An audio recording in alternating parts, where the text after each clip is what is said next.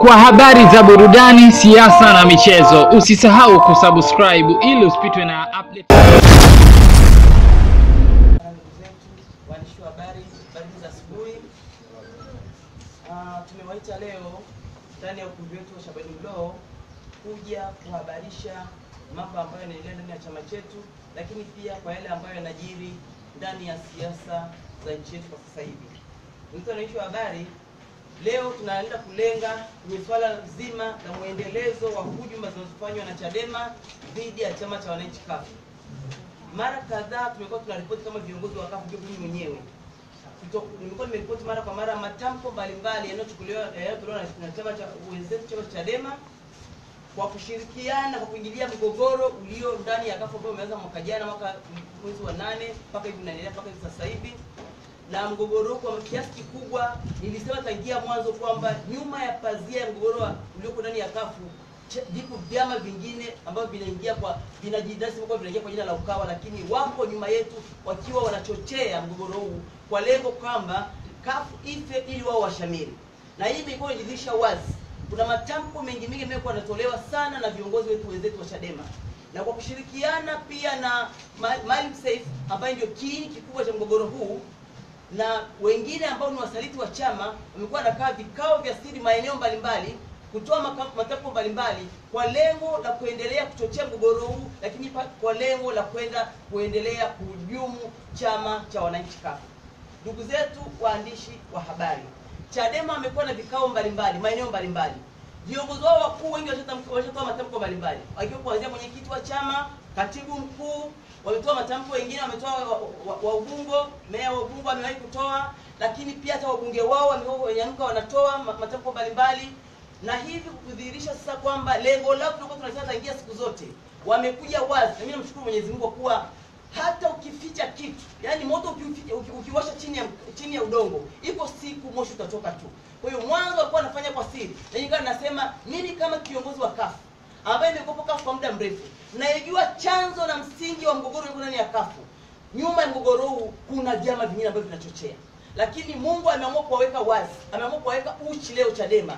Juzi tarehe 9 kwa viongozi wa Chadema wakanda wakiongozwa na Kubenea na viongozi wengine na Makongoro Mahanga wakiwa pamoja na wabunge wa CUF ambao wako upande wa hujumu chama, wakisha kwamba chama cha CUF upande wa bara kinakufa na kinateketea, wamefanya kikao na kutoa matamko yanayoashiria kwamba lile lengo lao walilolipanga sasa wanakwenda kulitimiza.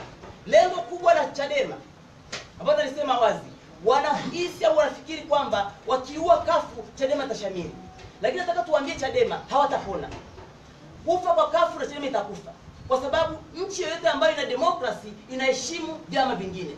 Nchi yoyote ambayo ina demokrasi, kila chama kina katiba yake. Pia tunawatahadharisha wa Chadema na pia tunawaambia Watanzania wote kwamba CUF ni chama sio taasisi wala sio kampuni ya mtu binafsi. CUF ni taasisi iliyosajiliwa kisheria. CUF ina katiba yake. CUF ina wimbo wake.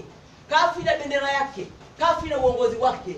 CUF ina viongozi wake kwa mujibu wa katiba na sheria yetu. Kwa hiyo hatutakubali wala hatuko tayari kuingiliwa na mtu mwingine yoyote wa nje. Na niliwahi kusema tangia mwanzo kusikiliza press hapa nikasema yoyote anataka kuingia kwenye mgogoro wa CUF aje kwa lengo la kutafuta suluhu. Na kwa mtu yote mwenye akili nzuri, mwenye utashi na nia njema atakuja kuwakalisha watu ambao wanagombana wawili kuweza kutafuta suluhu. Lakini ambaye anakoludi na upande mmoja, wamekuwa Chadema kwa wanachangishana fedha mara kwa mara. Wabunge wanachangishana laki na bado wameahidiwa kila mmoja atoa milioni 2 kwa sababu kwamba CUF inateketea. Lakini sio hilo tu. Kwa kikao walichokaa juzi tarehe 9 ambayo kilioneshwa wamefanyia kwenye kanda yao kanda ya Pwani, wakakubaliana kwamba wahakikishe kwamba wanachukua watu kutoka maeneo mbalimbali. Wamechukua vijana mabouncer kutoka Manzese, kutoka Magomeni, kutoka kanda mbalimbali kuweza kuwalipa fedha. Na bahati nzuri wale vijana waliokodiwa na Chadema wamekuja wametuambia tumelipa fedha kadhaa kuja mahakamani kuja kufanya fujo. Kwa hiyo wameletwa mahakamani kwa nia ya kuja kuvamia kwenye kesi na kujeruhi wanachama wa CUF na viongozi wa CUF ambao tunatetea katiba ya wananchi CUF. Lakini hawatafanikiwa. Lakini pia sio hilo tu. Wamepanga pia kuhakikisha kwamba wanadhuru viongozi wa CUF maeneo mbalimbali. Wamepanga pia kuhakikisha kushinikiza viongozi kuweka maeneo mbalimbali kuweza kutoa matamko ambayo haina kichwa wala miguu. Walifanikisha kuweza kuita baadhi ya viongozi wachache waliowanunua pale Dodoma, au wakiwa makatibu kama makatibu wanne, wakaita vyombo vya habari. Bahati nzuri ndani ya wale makatibu wanne nilimweka katibu wangu na mimi kule. Nilimlipia gharama kutoka alipokuwa akaingia pale. Wakarekodi kila kitu kule ndani. Wameletewa andiko, wanaambia toeni tamko kwamba hatumtaki Profesa Lipumba. Wakati Profesa Lipumba ndio mwenyekiti halali wa chama hiki. Kwa katiba yetu, ndugu zangu waandishi wa habari, chama cha wananchi CUF, tunasikitishwa na mambo yanayofanywa na chama cha Chadema. Tunawaambia Chadema na tunawapa karipio kali. Chadema ndani ya chama chao yako matatizo kulukuki. Hatujawahi kuingilia mgogoro wa Chadema popote. Wamekuwa na matatizo kibao. Na hata hivi tunapoongea, madiwani huwa wanahama kila kukicha. Wala hatuna shida nao. Tuna shida na chama chetu kwa sababu kila taasisi iko kisheria. Wamekuwa na mgogoro na katibu wao mkuu Dr. Slaa mpaka ameondoka. Hatukuwa kuingilia kati. Wamekuwa na mgogoro na viongozi wao mbalimbali wanahama kila kona. Hatujawahi kuingilia kati. Nia yetu tunataka kwamba vyama vishamiri. Lakini kama ameanza kujitokeza front line kupambana na sisi, tunataka tuwaambie kwamba tuko tayari. Vita wameianza, tutaendeleza. Lakini kwa kuwa chama chetu cha wananchi CUF kiko kwa mujibu wa sheria ya vyama vya siasa, ndugu wanahabari, kwa sheria namba 5 ya uanzishaji vyama vya siasa na kanuni ya maudhui ya vyama vya siasa inayokataza chama kimoja kutumia nguvu zilizonazo kama vile fedha au serikali kwa lengo la kuhujumu vyama vingine. Tunaiomba serikali na vyombo vya dola vichukue hatua haraka kwa haya ambayo yanaitwa na Chadema. Kwa sababu Chadema inatutaka watu wahame kwenye agenda ya maendeleo, wahamie kwenye agenda ya kuvuruga na agenda ya kuleta machafuko nchini.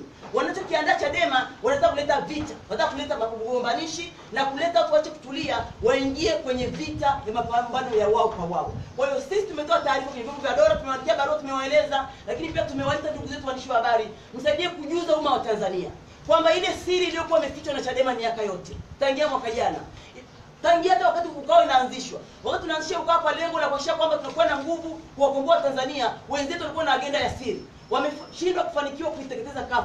Sasa wanakuja kwa mbinu kuhakikisha kwamba wanadhuru. Nataka narudia tena mara nyingine, Chadema hawatafanikiwa. Huyo Kubelia tunamsubiri hata sasa hivi aje hapa ofisini. Walinda chama, waraji wa chama, wanajua katiba yao, watapambana nao mpaka mwisho. Lakini tunaomba vyombo vya dola vichukue hatua. Kwa sababu gani? Kwa sababu nchi hii inaendeshwa kwa sheria. Hakuna mwenye mamlaka, hakuna sheria inayosema kwamba chama kimoja kidominate chama kingine. Kila chama kinaheshimika hata kidogo. Ndani ya nchi hii tuna vyama vidogo ambavyo vingine hajaikuwa na bunge bungeni. Chama cha CUF chama kimekuwa chama kikubwa cha upinzani ndani ya nchi hii. Lakini kwa kutumia CUF hii tuliweza kukuza Chadema. Leo wanajidai kwamba chama kikubwa kwa asilimia kubwa. Na Chadema tunataka kuamini maneno ninayosema. Tukiamua kwamba leo CUF support Chadema kwenye uchaguzi wowote, nataka nikwambie Chadema haitakuwa na nguvu ambayo inazo. Manispaa zitapotea zote. Mamlaka zote zitapotea zote. Na hata wabunge wanaojivunia leo bungeni kwamba ni wengi, watapotea kwa sababu 70% ya wabunge wa Chadema wamechangiwa ushiriki wa CUF kwa pamoja kuweza kuwa na wabunge wengi bunge, lakini pia ushiriki kwa chama cha CUF kiasi kikubwa kuweza kuwa na hata wabunge wa viti maalum wengi bungeni. Kwa hiyo ndugu zetu waandishi wa habari, hili tumeona kwamba ni tishio na kwamba sisi CUF tuko imara, nguvu tunayo, uwezo tunao na sababu tunayo. Hakuna anayekubali kuvamia ndani ya nyumba yake kwa sababu wameanza kidogo kidogo. Wameingia uani, wameingia sebleni, sasa wanaenda chumbani. Hatuko tayari kwa hilo.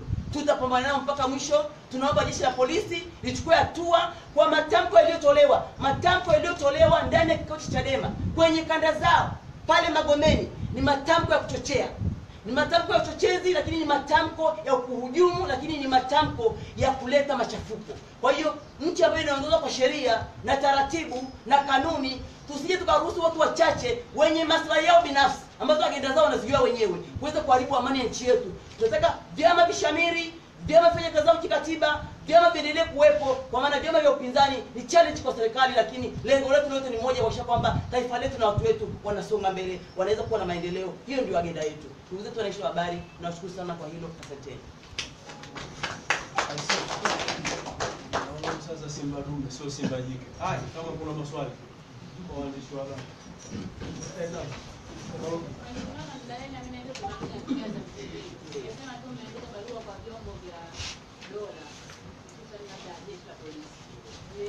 Nyinyi tunafahamu wale wenu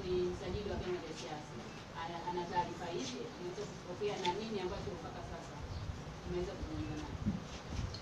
Asante. Swali zuri sana. Leo tunakusanya kabisa Nataka tukusanye. Alafu ndio kama kuna mwingine.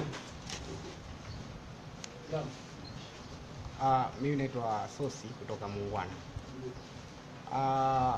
Zile vurugu ambazo zimetokea mahakamani juzi, nataka kukuambia zimesababishwa na wafuasi wa Chadema.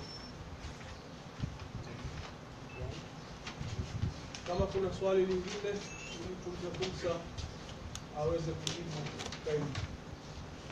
Mimi nadhani tuanze nayo kaimu. Asante. Nashukuru sana kwa maswali mazuri. Nikianza na swali la dada pale kwamba msajili wa vyama vya siasa kweli ni msajili ni mlezi wa vyama vya siasa. Kwa hiyo barua ambayo tumepeleka kwa IGP na yeye tumempa nakala. Ajue kwanza kwamba kwa sababu yeye anasimamia vyama vya siasa. Ndio maana nimesema kwamba vyama hivi viko kisheria. Kwa hiyo kwa kuwa anasimamia vyama vya siasa ni muhimu kujua kwamba nini chama ambacho kimesajiliwa kisheria vinataka kufanya kwa vyama vingine ambavyo pia vimesajiliwa kisheria. Kwa hiyo taarifa anazo kwa kupitia nakala ambayo tumeweka kwa ile barua tumeweka kwenye vyombo vya dola. Nije kwenye swala la kaka yangu hapa. Ni kweli kabisa. Juzi kwenye mahakama waliingia wabunge wa Chadema. Ameingia 30 na mabausa wake. Ameingia Kubelea na mabausa wake. Amekuja Susan Alindo na mabausa wake. Amekuja meya wa jiji la Dar es Salaam na mabausa wake. Wamekuja madiwani na mabausa wao. Kwa hiyo kila aliyeingia ana watu walio wakodi kuhakikisha kama wanamlinda aingie mahakamani. Swali la kujiuliza, hii ni kesi ya kafu. Lakini kwa bahati mbaya pia hata 30 kaingia mahakamani na silaha. Na tukaiona tukaripoti. Kwa hiyo ni mambo ya usalama tukipuuzia sana huko. Lakini ishara ni nini? Kwamba kikao chote tarehe 9 walipanga kwamba wote mabunge waende mahakamani wakiwa na wale walio wakodi kutoka maeneo mbalimbali, wamelipa fedha kwa lengo la kwenda kuumiza na kujeruhi viongozi ambao wanafika mahakamani kuja kusikiliza kesi ambazo zimefunguliwa na Maalim Seif, lakini pia kesi ambazo sisi kama chama na uongozi wa halali tumefungua kupinga uwepo wa bodi feki ambayo imemaliza muda wake mwaka 2015. Kwa hiyo fujo hizi zinasababisha kwamba walikuwa wanachukua bahati mbaya sana uwepo wa wabunge wale mahakamani. Kama walikuwa wanakuja kwa nia njema sio tatizo. Maana kwenye open court unaruhusiwa kuhudhuria kwa mtu yeyote. Lakini wamekuja huko wanatukana, wanakashfa kwa wanajua wanaulizwa kutosha. Na ni Mungu bariki. Kama juzi askari wasingeweka ulinzi kutosha mahakamani, vijana wote walikuwa wamejipanga kikamilifu. Kiukweli, kwa sababu tunao utani kwenye hapa. Kila mmoja anajua kama vijana wetu walikuwa ngangari. Na kama wangesema wapige mapigo, asingetoka mtu pale. Sio mbunge, sio meya, sio diwani, sio yote. Bahati nzuri ni kwamba polisi waliona ile hali inataka kutokea, wakatuliza, wakaweka gap pale, polisi wanakaa katikati ya mabounce waliotoa na Chadema na walinzi wetu. Chama cha kafu kinajilinda kisheria. Tunao walinzi wanaojiweza, wenye uwezo wa hali ya juu. Mtu mmoja wa Chadema, watu 30 wa Chadema, blue guard wetu mmoja wala afida kwake. Kwa hiyo tunataka kukuambia kama wanajipanga kuja. Kama wanajipanga kuja, waje wakiwa na tahadhari kwamba yatakayotokea hata sababu mpaka mwisho wa maisha yao. Swali lingine? Mimi naitwa Dani Kaboma na tokea Icon TV. Nilikuwa nataka kufahamu kwa sababu siku zetu tuliona kwamba kesi imeghairishwa pale, lakini kwa upande wenu hatujajua ni kitu gani kinachoendelea mpaka sasa hivi. Asante sana.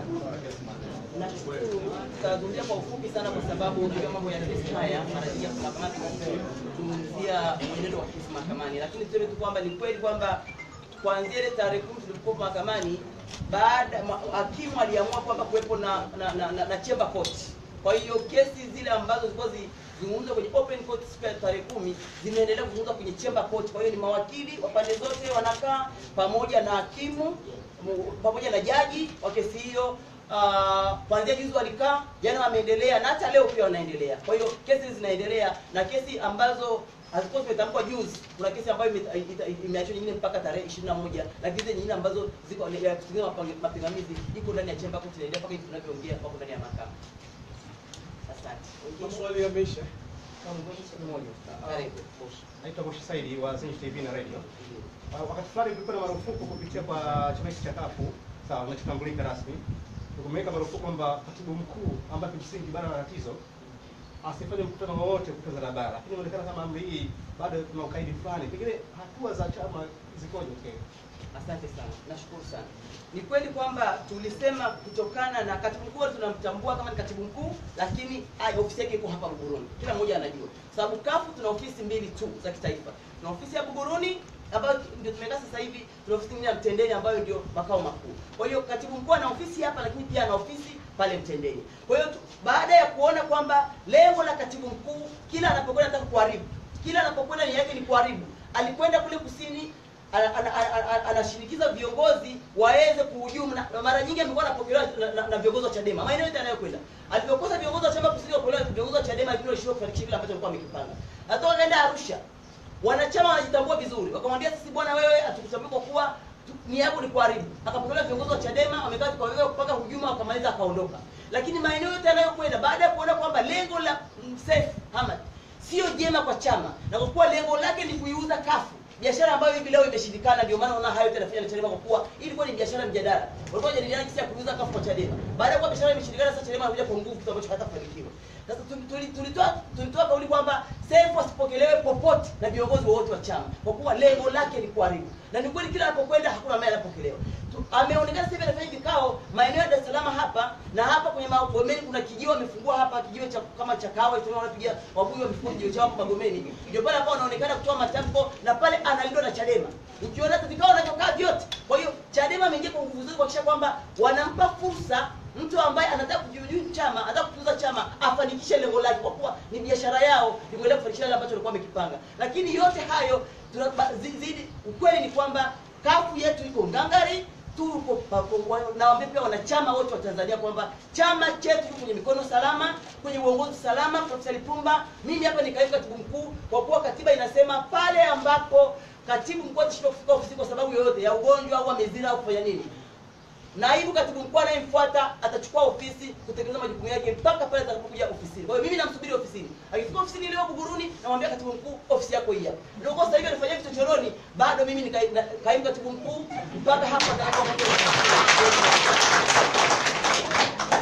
Kwa hiyo sisi swala lako la msingi kwamba tunachukua hatua gani pamoja na kutoa kimu vya dola, lakini pia hata ile ofisi ambayo iko pale Magomeni iko kinyume cha utaratibu. Hiko kinyume na utaratibu, kwa sababu ofisi zetu ziko katiba, zile kwenye katiba yetu, na hakuna ofisi nyingine ambayo itakubalika kuwepo ambayo haiko kwenye katiba zetu. Kwa hiyo hilo liko ndani ya control na tunafanyia kazi sawa na sheria na katiba ya chama cha wananchi kafu. Asante. Shukrani, tunashukuru kaimu ukapumzika. Nashukuru sana jamani. Hatuwezi